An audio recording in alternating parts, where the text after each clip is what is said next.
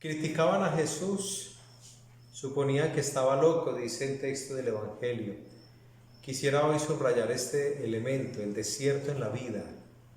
El desierto espiritual nos pone a nosotros en una actitud de sinceridad frente a uno mismo y frente a Dios.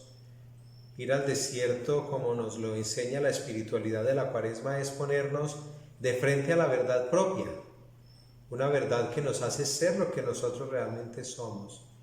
Fíjense que muchos criticaron a Jesús, que el texto nos dice que querían llevárselo porque decían que estaba fuera de sí, loco.